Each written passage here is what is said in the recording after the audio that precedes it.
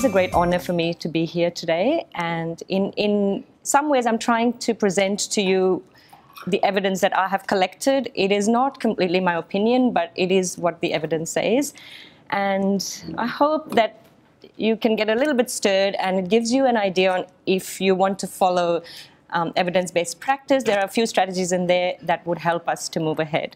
So welcome everybody, and let's get on with it. Let me see if this works. Yeah. So in the true tradition of being an academic, we define everything first before we get into it. So what is research?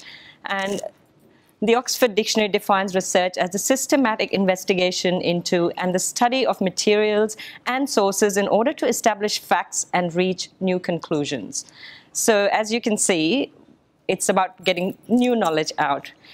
But then I found this quote by Einstein which said, if we knew what we were doing, it would not be called research. And then I found this, let's say, which I'm not going to read. So I don't really know if he quoted that, but I'd like to believe that he did. So as I was looking through things that I could make my this really heavy presentation funny, I came across some research facts, which I'll kind of put in between as we go, just to make you think a little bit about how we think as human beings. And one of the things I found out was that as human beings, we are really research-driven, which was like, oh, that's good. Like, if someone said to you, how much would washing your laundry in cold water versus hot water save you per year? And then if I quickly moved on to the next topic, that tells you there's a 50% chance that you lost your remote control and that it's stuck, the 50% chance that it's between your sofa cushions, which I'm sure you all know, 4% in the fridge or freezer, 2% outdoors. You'd go, ooh, I knew that, but I didn't think it would be in the fridge. But, you know, maybe I left it in the fridge the other day. Maybe that is that. You know, so you start thinking that's how we are. And I tell you what, 95% of you are already thinking, what is the answer to that first one? She didn't tell us that. Are you? Are you thinking about what it is? So, yes, do you know that it would save you $152 a year? In fact, washing your clothes in hot water wastes more electricity than leaving your refrigerator door open for 24 hours a day for 365 days a year. So let's use cold water. Research, just facts. And then what is practice? So according to the Oxford Dictionary, the actual application or the use of an idea, of belief or method, as opposed to theories or relating theories, is actually practice. So that's really what we do, is we have all this theory that we have, but we're actually using it. It's also the customary, habitual, or expected procedure or way of doing something, which we really align very well to that, because it's something you get used to, you keep doing, isn't it? So that's practice. And then I looked up what's clinical practice, because all of us are also clinicians in some way, because we are dealing with health and issues with children. So clinical practice, really to understand, is it's an area of practice or discipline. Like, so you might be a physio, you might be an OT, speech teacher. So that's your area of practice. So clinical practice is a primary area of responsibility that you have.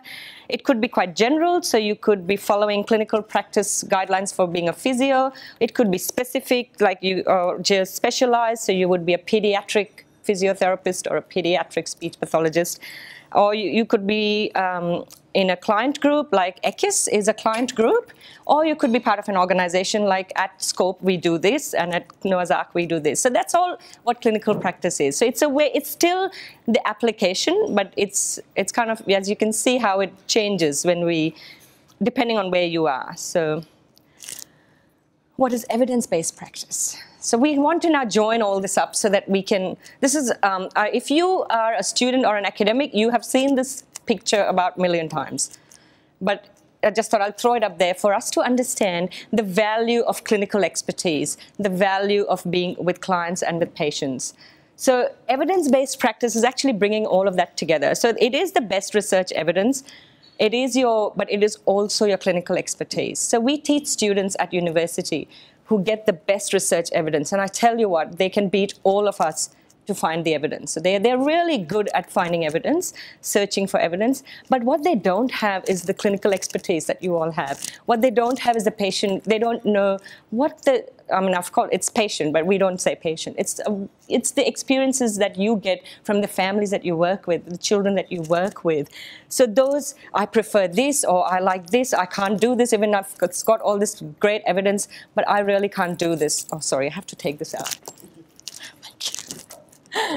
So as you can see, there's a very strong element of your clinical expertise present if you want to follow evidence-based practice. I just wanted to highlight that you can't really do evidence-based practice without being a really great clinician. So that just is a flowchart that tells you how it all comes together. So evidence-based practice, you need resources, you need the evidence, you need the clinical experience, and you also need to know what your clients really want. So you may have the best evidence and your client doesn't have the time to do that session that has got the top evidence, and they're not going to do it. So what is evidence telling us about clinicians? It tells us that therapists understand the importance and support the principles of EBP. So if you are a clinician, I bet you there's not one clinician who would say that I don't believe that we should do evidence-based practice. So everyone says, yes, we should. I mean, there'll be lots and lots of barriers, but everyone's, I think, are on the same page that, yes, we need to do evidence-based practice. Plus, there's evidence, there's papers and papers that tell us that clinicians and therapists want that. I'm sorry if I keep saying therapists, because when I wrote the presentation years ago, not years ago, last year, it was more towards finding it in connection with therapists because of our practice, and then how can we actually work as a team. So you will see a lot of therapists, and it's actually disregard the therapists and let's all work, that we're all therapists in this early childhood intervention. We're all practitioners. So it kind of applies to all of us. I can't change the terms because they are taken from the papers, and so you will see occupational therapist or therapist, and so just disregard that, and let's take it to how we can take it as a team member. There's also evidence that supports that new graduates have the skills and knowledge to become really good evidence-based practitioners. So at the undergrad level or the postgrad levels, we actually train graduates to be able to do lots of good evidence searching, so they really know how to use evidence and how to practice evidence-based practice. So a lot of students, when they go out on placement, so they have sessions where they do their evidence-based practice subjects. So they go and find evidence, they come up with these really well-written appraised articles, and then they go on placement. And then they come back and they come back and they have this, I saw this in practice, I saw this, but there's no evidence, but it really works. And so there's always this excitement that students go through when they go out on placement for us to see as academics. And when they come back asking us those questions that, is there enough evidence? You didn't teach us that. So I have to tell them, I actually can't teach you things that don't have evidence. You will see a lot of that in practice, and it's good to go and question what you see. Talk to your supervisors. Ask them, what is their clinical reasoning? What's the decision making? What makes them choose what they're doing? So there is a responsibility on you when people come to you. So just kind of making you a bit aware that when students come out to you and you're using things that you have been using, remember that they are learning, the new grads come, they are learning from what you're doing. So they know evidence, but then we don't want that within the next 2 years that they're out, that they've lost it all, because there's such interesting therapy out there. I mean, it's quite glamorous, isn't it? Things we do, we play with children, and it's real fun. And they kind of, after a few years, you tend to forget that, is there really evidence behind what I'm doing? Okay, barriers. And all of you will agree with me for these barriers. One of the main barriers, I think, is about not having access to online libraries. Would you agree? How many of you struggle to get to databases that cost you? Can I have a show of hands? So if you had access to online libraries that were free, would that be a great thing? Can I see? Because we want that, don't we? We can do that in ECIS. Let's try. Okay. So, you know, it's great when you're a student. One of the biggest problems my students have is they go, what? I'm going to lose my library access. How am I going to do more searching? So it's a real problem. And we have identified that in ECIA, I think, and we really need to think about that. How are we going to rope in so that we can have this online library system available to every practitioner? That's my dream. But yes, so it always starts with a little dream, and then we can keep going. Culture, so if you have worked in workplaces, there's a different culture. There's some places that are quite big on EBP's evidence-based practice, EBP kind of activities. So you'll see that in their group session, in their staff meetings, there'll always be someone presenting some research. I don't know if you do that. That's a great idea. Is when you have a staff meeting once in 2 months, you can have a paper that you've all read and appraised and come back and read about it. But it's a culture. If that culture is not in your organization or in your little setup, you'll find it really difficult if you're the only person who wants that. How many of you've got that, felt that resistance at work? Yes. You can put your hands up, unless your bosses are here. You can put your hands up. We're all in it. So, and you know what? Even if the managers see, they'll know that, okay, let me give this opportunity if they want it. Because really, that's about moving ahead. That's what we're here for today. Financial, of course. I mean, it's a big issue. Do I have the time to invest in reading? You know, private practice where it's non-billable. So you have come across a condition or a problem, and how many times have you gone and read about it or done a search? You know, that there's a problem that you're encountering. You might call a friend, you might call a colleague, and you will actually go with what they said that, oh, I had a similar problem with toileting and I did this. And, you know, no one writes about it, no one talks about it. It's just, you know, you keep doing this. Don't we do it? I have been a clinician more years than I've been an academic, and I'll confess to you in a moment things that I've done that are not evidence-based. So, you know, we've all done it. That's the way we live. That's the way we strive, and we have to move ahead. We have to get past our caseloads. We have to move. So we recognize that that's an issue. There's no money allocated for you to go and do some more reading or do more research. Time, that meant effective use of time. But really, if you don't practice, if you don't invest time in reading research, is it worth what you're doing?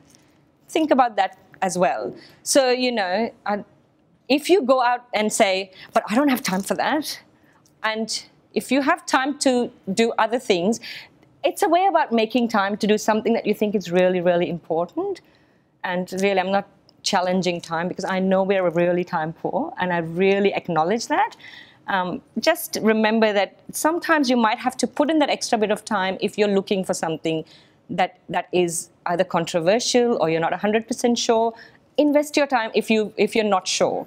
You know, if you know about it, you know it's all the research is available, it's fine. But if you're not sure and you're going to invest a whole amount of money in that, or parent is going to, then I think it's really your duty, isn't it?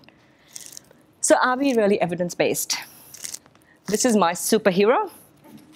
We all have superheroes, don't we? Well.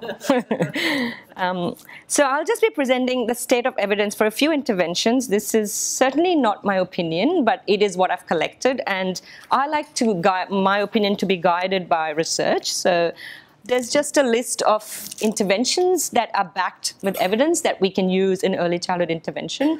I've given you the references, but not the details of it. You can always email me if you want some more. The first one is home programs. How many of us do home programs? Yeah, good evidence for doing home programs. You can continue with that. There's evidence, but there's a way of doing a home program. It's not about a home visit. It's a home program. Parent coaching and parent-directed interventions. How many of us do that? Okay, so when you say yes for these, remember that there are ways and fidelity of how to do interventions. It's great that you do these. You can always go back and check, am I doing it the right way? Is it going to cause a clinically significant difference in the life of this person? Okay, not always clinically, but a significant difference. Goal-directed training, anyone knows that one? Yep, yes.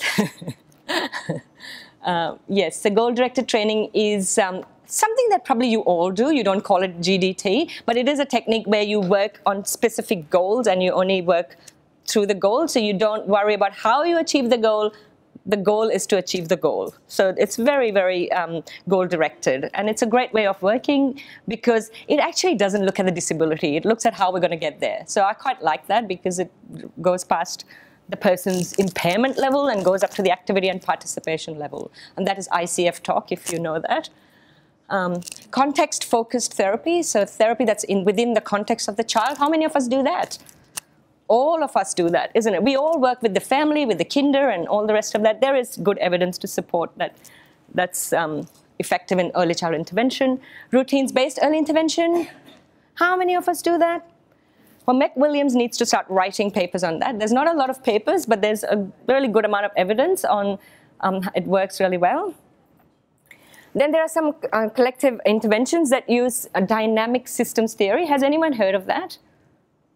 And motor learning. So in the past, there was the hierarchical control level that you start working with development. So you do rolling first, then crawling, then sitting. How many of us know that one? So that's the hierarchical way of working. The dynamic systems is all development occurs simultaneously. So a child doesn't just learn one skill, they learn lots of these. This is a very lay way of explaining it. But that things happen at the same time.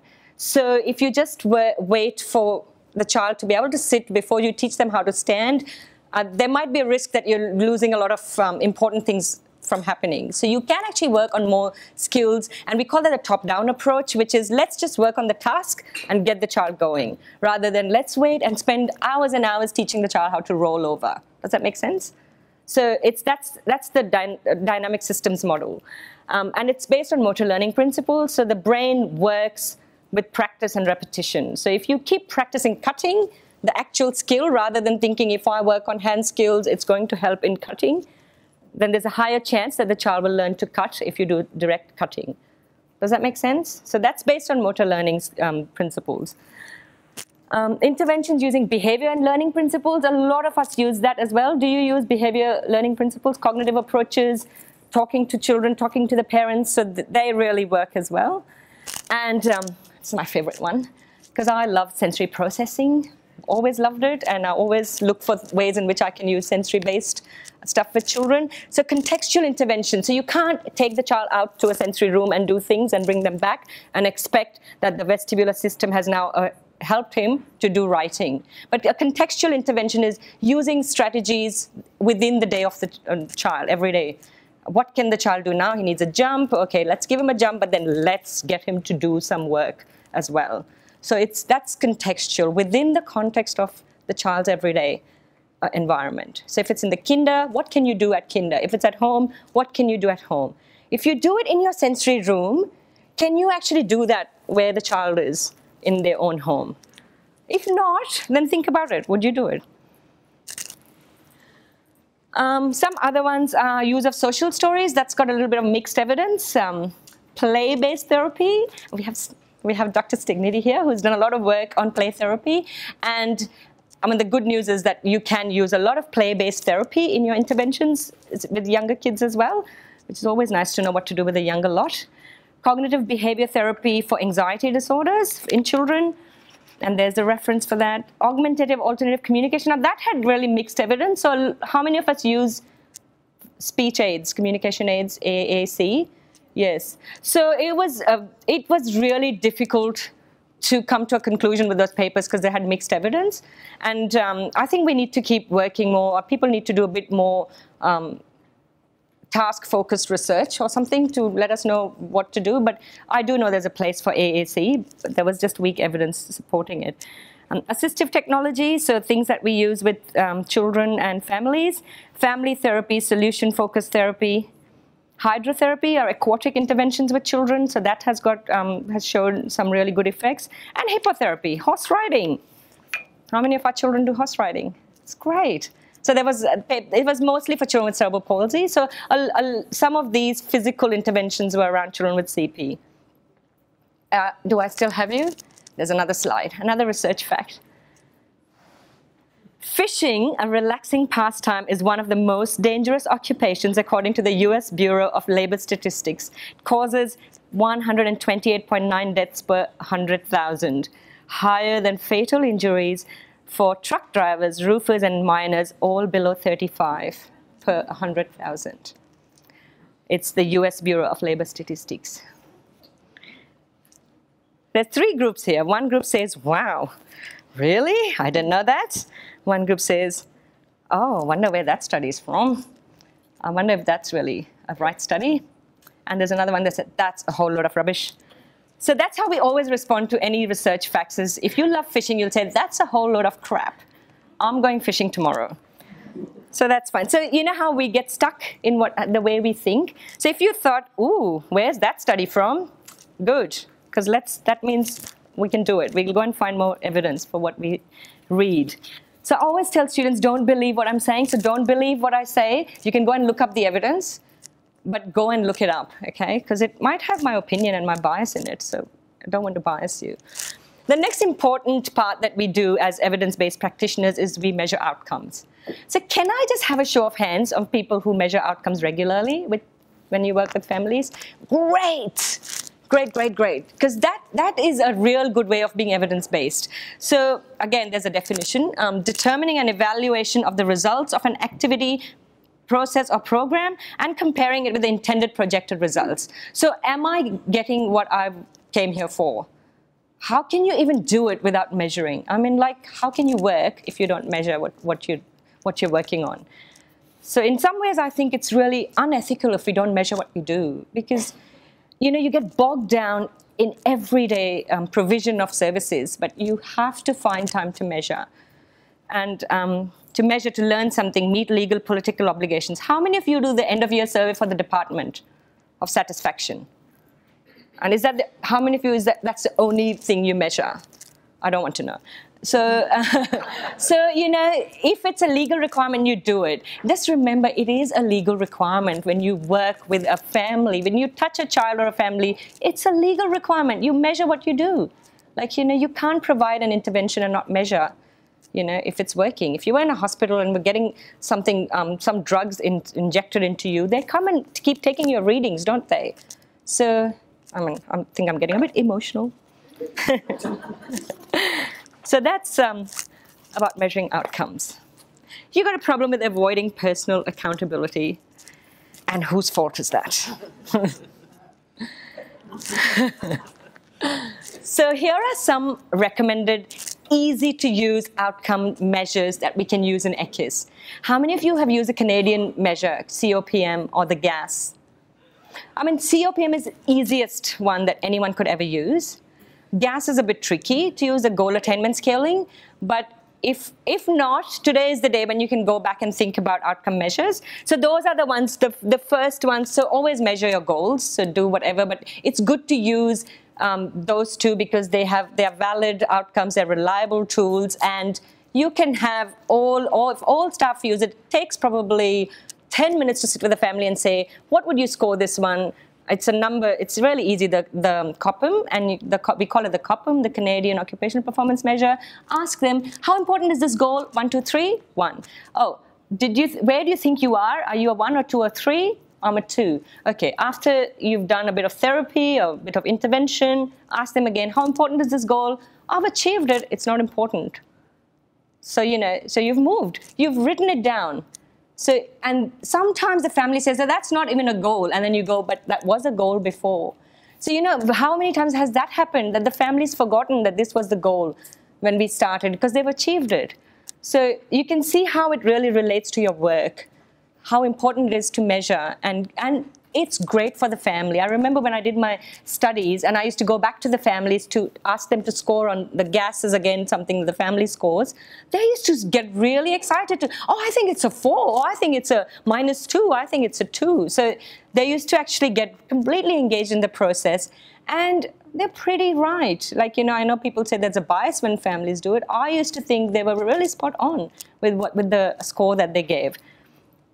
Some other service evaluations, if you're doing, you can use the MPOC, or the Measure of Processes of Care, or the EPSA, or the European Parent Satisfaction Scale. So they're the ones that are used commonly in research, but I think they're pretty easy to use in practice as well. And the other one that can be used is the Family Quality of Life, the Beat Center Survey, which is just 25 items, and it's just ticking boxes. Just tells you how they're going in their family life. You'll be surprised how much you can learn just by getting them to tick boxes. So now, I'm going to just present very quickly. I'm okay with time. So in 2013, last year, there was an American Occupational Therapy Journal came up with a special issue on systematic review of interventions used in early childhood intervention services. How good is that for you if you're an academic teaching pediatric OT? So what I've done is I've just picked up the ones that I thought were relevant for our group so that we can kind of gain something out of that. So the first one is a systematic review on interventions that promote social and emotional development in children. So the children were 0 to 5 years of age with a risk of developmental delay. And there was 23 studies. They were reviewed and synthesized into 5 themes. So the themes were touch-based interventions, relationship-based interventions, joint attention interventions, naturalistic preschool interventions, and instruction-based interventions. So they used those different kinds of interventions, and the goal was to promote social emotional development. And the interventions for infants, the younger ones, primarily involved coaching the parents in specific strategies to promote positive interactions. Interventions for preschool children, they were typically around encouraging peer support, instructing children and applying naturalistic behavioral techniques to develop higher levels of social competence. So these studies demonstrated low to moderate positive effects for interventions used by occupational therapy practitioners to improve social emotional development across ages, diagnosis, and settings. So there is a place for that, even though it says low to moderate, it's not a negative, it's not a no, it's not that there was no effect. So we can continue to use. So do we all use these interventions in our practice? The ones that we just talked about? So yes, we do use touch-based, relationship-based, parent coaching, all of them. So they are really important, peer support, to build social and emotional development in children. The reference is there if you want to have a look. Interventions for feeding difficulties, so very common issues that we encounter in ECIS. So 34 studies were reviewed. The children were in the age group of 0 to 5 years. 3 broad intervention themes regarding feeding approaches were identified. So the behavioral interventions was the first one. They are effective in improving children's appetite, acceptance of food. So how many of us do food play and just work at a behavioral level? Good. Parent-directed and educational interventions. So how many of us work with the parent for feeding issues? All of us. To be an effective approach when the therapeutic goals are to improve maternal support, parenting skills, mother-child interaction. So how many of you have struggled when you've done feeding interventions and it's really hard to get past the mother?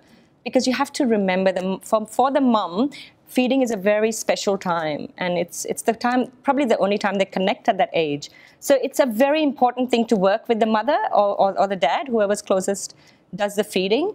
And so if you are working on the maternal support, then it's good to use a parent-directed kind of intervention rather than just go, no, let's take the spoon and let's go with the actual feeding. So it's really spend some time on the maternal support. That's what it's saying, really. Physiological interventions such as PEGs, nasogastric, all of that, they are commonly used with preterm infants, children with neuromuscular impairments, or children with oral structure abnormalities.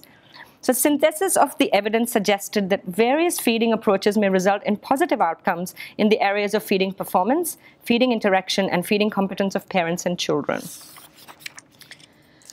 Motor performance. A lot of us work in the area of motor performance, especially the 0 to 1, that early years. So 24 studies at the levels of 1 to 3, which is, don't worry about that, it's evidence levels, met the review criteria, and there were 3 categories. So the first one was developmental interventions, so which you work according to the age of the child. They showed low positive short-term effects with limited evidence for long-term effects. So the thing is that what they kind of said was it is really important to understand development. It's important to do the developmental play, but it necessarily, the studies that they reviewed in the systematic reviews did not show that there was a long-term effect on motor performance. A lot of that could be neural maturation as well, because they were all younger kids. They were 0 to 1. So it could be the effect of a neural maturation as well. But we just have to remember that we can't only use developmental interventions. So there has to be other things that you're doing at the same time. So you have to work on social, emotional, feeding, all that you talked about. Interventions using specific protocols, so for children with cerebral palsy, had positive effects. So this might be things like using Botox or using constraint-induced. So that was specific studies that looked at cerebral palsy and having episodes of therapy. So they always work because if you use GDT or goal-directed training, there's a very high chance that your research is going to show very positive results because you're actually measuring what you're working on. So, you're working on a skill, you're measuring the skill. So that one shows that it has positive effects. Visual motor interventions for children with developmental delays from the ages of 3 to 5 resulted in short-term effects on children's visual motor performances. So of the intervention approaches used, those that embed behavioral and learning principles appear to show positive effects. So again, going back to that, be mindful that practice. You're working on this nervous system, you're training it. So use the motor learning, help the brain to practice and repeat and practice and repeat, because that really works. And of course, the social emotional, because that's again really makes a huge change on the child if you're working with the family. Motor interventions that resulted in significant changes in children's motor performance incorporated the use of meaningful play activities. So that's really good to know as well. Interventions to improve cognitive development. So there were 13 studies that were reviewed and 2 general categories. The first one was developmental interventions, which occurred mainly in neonatal intensive care units, home, childcare centers, and preschools, and they resulted in gains in early cognition with inconclusive evidence for gains through the school age. Educating parents of preterm infants to be more sensitive to their child's needs and more responsive in interactions increased cognitive outcomes and joint attention. So at that early age, you want joint attention. You want the baby to look at the mom and look at what the mom's showing the baby. So, that's a great thing for the mother. That means the mother thinks, yes, my child knows me and is following what I do. Interventions using joint attention enhanced generalization to novel situations and increased play, language, and social interactions in preschoolers with autism. And the last paper from that journal that I picked was service delivery models in early childhood intervention. I thought that was really relevant to us. So this paper talked about what are the service delivery models we could use, and you will be happy to know that families consistently report positive perceptions of family-centered, routine-based approaches. Surprise, surprise. But we have it. We have it in a systematic review, which is really good. That can inform your practice, isn't it? Parent participation and training resulted in positive outcomes.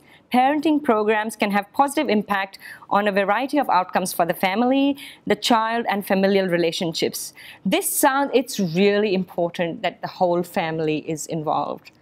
Because I'm actually in the process of data collection for my study, and you will be surprised how many families are really happy with their quality of life, but then they always say how they have no expectation that the service is going to help their whole family. They always think it's about the child. So we're still there. We're still at that point where the parent thinks, oh, okay, this is the whole family that you need to address. They're really important things to include in your parenting programs. And I'm sorry, I know you all already do a lot of this, but it's still just nice to get a bit of a reminder, isn't it? And that there's evidence that supports it. Parent training programs with a therapist who facilitates and provides feedback increased positive outcomes in children's behavior in comparison with group training without the active attendance of a therapist. So this was really interesting that you need a facilitator actually helps the group and guides the group. So I think a lot of us do use that in our programs is if someone's running a group, there'll be a few activities that you kind of tell parents what they're about and you kind of guide them and facilitate them. That's really a good way of running a parent training program. The environmental context of intervention across community-based, home-based, and natural setting interventions emerged, suggesting that a combination of treatment approaches across multiple environments is most effective. So great. So we already know about working in multiple environments. No specific setting or method of service delivery was identified as clearly most effective, with most studies reporting combined approaches and environments for interventions. So that was all my evidence, and this slide actually just tells us how we respond to evidence. Are we respecting the evidence? Are we the ones who talk about what is the evidence saying versus that's not what the family wants? I already do things that the things you love doing and you continue to do, and families love what you do and they continue to do. So this slide actually tells you that let's learn how we can actually. there's a balance, so you have to keep questioning. That's the main thing, is you keep questioning. I know we're all comfortable here. The family's happy, I'm happy, but is it really got the support of evidence? Am I really achieving anything here which is evidence-based? So here's where I wanted to give you a bit of, I have done every possible intervention that now has a red light. So I've been trained in anything that you can name, because I've been working for a long time, and I've practiced it. And I remember the days when we didn't question. We used to get so excited when we did a workshop on, therapeutic listening or whatever that came, baby NDT and whatever. So I've done everything. I'm trained in everything. And I have practiced a lot of it, and a lot of times haven't questioned it. But it's good to remember that it's okay if you've learned everything, but am I really questioning what I'm doing? So there is a strong gap. There's a strong evidence that research is not being translated into practice.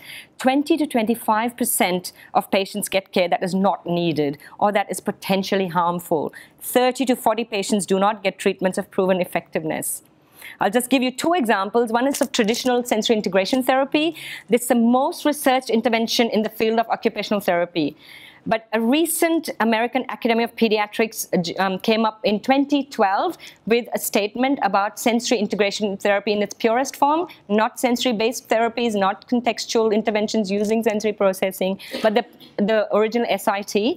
And it was very clear in that OTs with the use of sensory-based therapies may be acceptable as one of the components of a comprehensive treatment plan. However, parents should be informed that the amount of research regarding effectiveness of sensory integration therapy is limited and inconclusive. A meta-analysis in 1999 showed that the SIT, which is sensory integration therapy, improved no more than children who received alternate treatments or no treatment at all. So in 2005, there was a study done that said that 77.6% of therapists still use SI in developmental delay, 50% in neuro cases, 85% learning disability, and 56% in infants and toddlers. So it's being used a lot. The next bit that I found was neurodevelopmental therapy. It's used a lot in babies and children with cerebral palsy. Again, intense NDT for children with CP has no additional benefit over routine amounts of therapy. Craniosacral therapy, I've done that too. Hip bracing, hyperbaric oxygen, haven't done that, thank God. NDT, sensory integration have all been shown to be ineffective in children with cerebral palsy. And yet, look at the figures that show us that how much of NDT is still being used in practice. So there is a place for us to question what we do in terms. I'm not going to put all the therapies up there because I don't want a debate, but it's just about you going back and thinking about it. It gives you enough tools to go back and think about it. Remember, it's everybody's business. It's not just academics' business. It's not just people who are policymakers' business. It's all our business to be evidence-based. So use clinical guidelines. Here are some things you can do. Use time-efficient resources. Some of these are free, so you can actually just use Google Scholar. Google Scholar is free. So you can use some free resources. Change the culture through support from management and from external drivers. And if you are managers here, remember, you can go and bring a lot of change in your own departments. Share the load. Join journal clubs. Join other people who do similar things and who have a bit of research in their group. Continue your PD to upskill and develop confidence. So this is a great place. So congratulations, you're all here, which is really good. Join discipline-specific activities. They really help. I know we have a very active pediatric special interest group in OT. Review evidence, appraise with colleagues on a regular basis. So form a group where you can appraise evidence in your own workplace or wherever. You can find 2 or 3 people who work in the same field. All you need is 3 people, and you just read a paper, appraise it, and talk about it. Collaborate with academics and write publications. You can always, there's few academics around in early childhood. You can, knock on their doors and say, yes, can we get some help?